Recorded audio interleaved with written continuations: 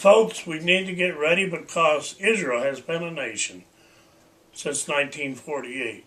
This fig tree has come forth its branches with leaves. It says no man knows the day or the hour, but we're in that hour. Average generation is what? No more than 70 years. Since 1948. How long has that been? That's been over 62 years ago.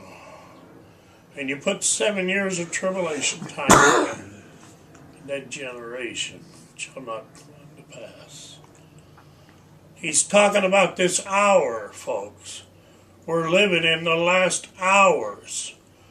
No more time to play games with God.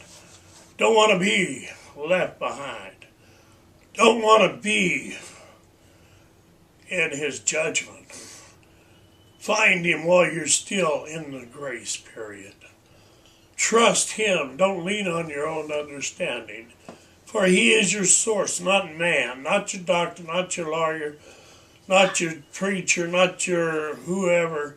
So many of us seem to, because we're humans, we think we have to touch, feel, see, taste. But the spiritual realm is real. Let me tell you how real it really is. When I was a small child in Tolleson, Arizona, in the year of 1953, I believe it, I was maybe 9 or 10 years old. I was watching Earl Roberts' crusade on TV. I was very depressed during that time. We was very poor. We didn't hardly have any food.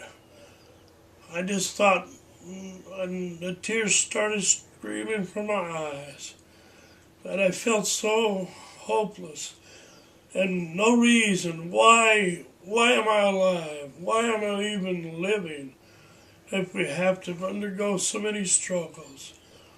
Do without, not to have things that other people have. And here we got this little black and white TV, maybe with a small screen on it. Looked like the little front of a sewing machine or something.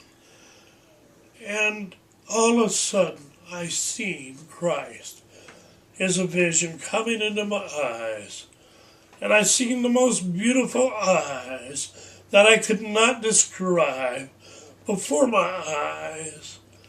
And I just couldn't believe the beauty of the eyes of Christ as they come to me in this vision.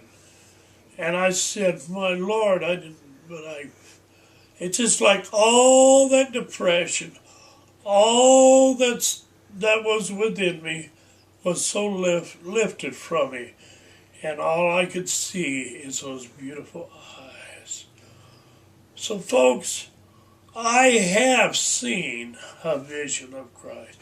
I have seen the beauty of His eyes. The beauty of His eyes, the coloring was so tremendous. No color on this earth could be that beautiful, because the heavenly colors are so much richer, and the world's colors are so dull compared to Him. He is real. Let Him be real in your life. He has a purpose for me. He has a purpose for you. And I feel very privileged that I have seen His eyes in a vision. I have seen Him. But a lot of you have never seen any celestial being. And it is a privilege, but I know He's real. I know, just like Thomas had to touch and put his hands into the wounds of Christ. Many of us are that way. But you have a greater reward because you believe and you have not seen. Amen. There is a living God. There is a mighty Creator. There is a real devil. And there is a spiritual warfare going on this day over who will be the Lord of your life. Who will be your father? Is it the good father or is it the wicked father? The choice is yours. Decision is yours. but you have to put him first in your life. There's no room for lawlessness. You have to say, I surrender. I give it up and let him clean you up. Amen. Took you a lifetime to put all that filth in you. It isn't going to go away sometimes overnight. But when you make that decision, you say, Lord, forgive me of my sins. Come into my life. Make me part of your kingdom. Make me a child of yours. Forgive me of my sins. And I accept you, my Lord and Savior, Jesus Christ. And that's how simple it is. And he will rush you. He will be part of you. He will put that spirit within you. And you can grow into that mighty tree. It has so many branches. And all the birds of the air can rest upon you because you're strong as that mighty oak tree planted by the rivers of life that suck in the new life of Jesus Christ.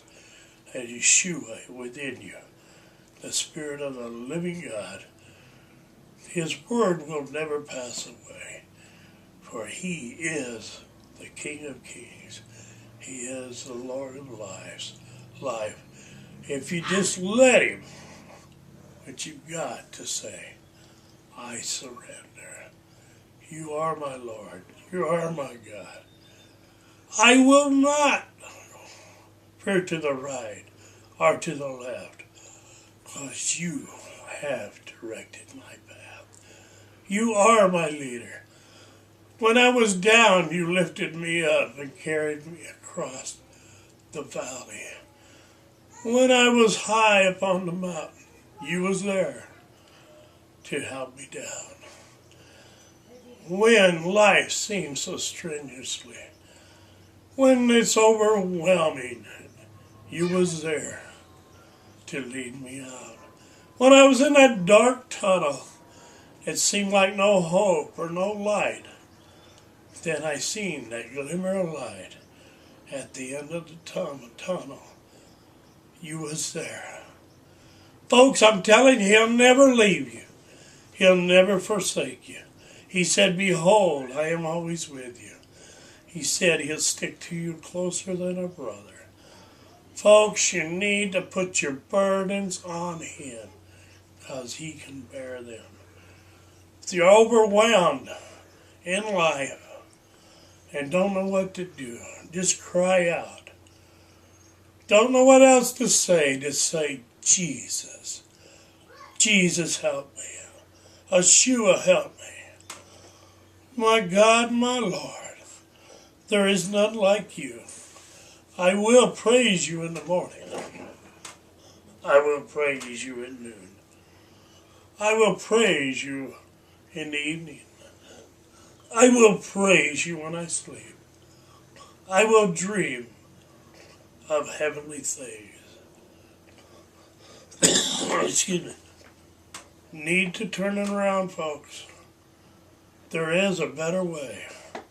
There is a better day. But you got to give it up. Don't be I all the time. Think about someone else. It's not all about us. It's about our living Savior. What have you done for God today? You want him to do everything for you. But what have you done? Have you reached out your hand to reach someone in need? Have you reached out your hand in love? Have you reached out your hand in prayer? Have you visited him in prison?